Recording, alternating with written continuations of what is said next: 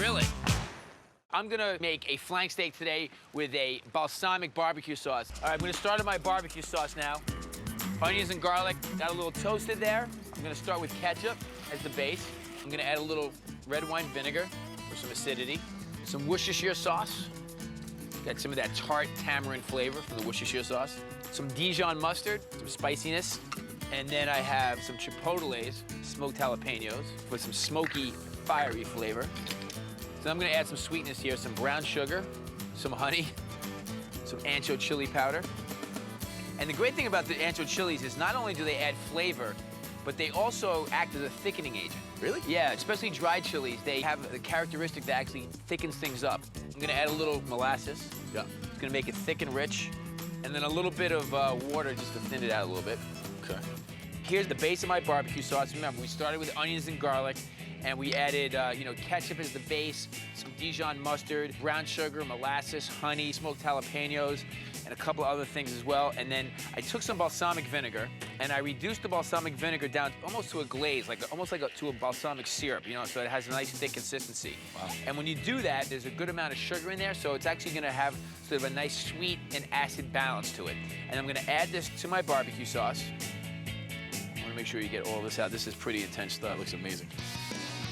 Okay, now what I'm gonna do is I'm gonna take my immersion blender and I'm just gonna blend up the sauce now that I have all the ingredients in there, because I wanna get all those onions and garlic blended in there. Okay, I have my balsamic barbecue sauce done. I'm gonna let that sit.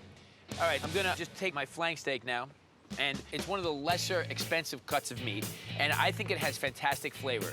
There are some keys as to making sure that it's really tender, such as if you overcook flank steak, it really tends to dry out and gets a little chewy. But also, you want to cut the flank steak against the grain very thinly, and then you'll have a delicious steak. It just has so much flavor to it.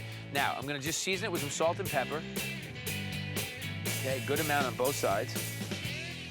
It's a lot of salt and pepper, huh? Yeah, absolutely. It has to penetrate, the density of this meat, which is, it's pretty dense.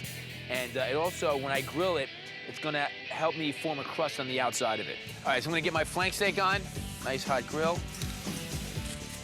I'm gonna cook my steak around medium rare, but I don't wanna flip this. I'm gonna turn this one single time. Seth was asking me about the salt and pepper.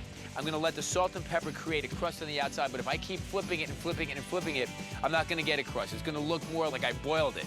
You know what I mean? Direct heat is your friend, especially if you're trying to get something nice and crusty on the outside. All right. I'm gonna get my flank steak off the grill, and I'm just gonna put these on these platters. I'm gonna let the flank steak rest. And I got some grilled toast. I'm gonna make my sandwiches sort of open face. I'm gonna put my toast back on, and I'm gonna melt some Monterey Jack cheese right onto the toast.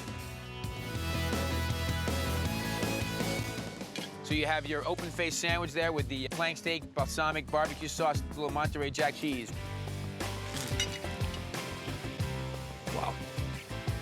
It's wonderful. It just falls apart in your mouth. It's amazing.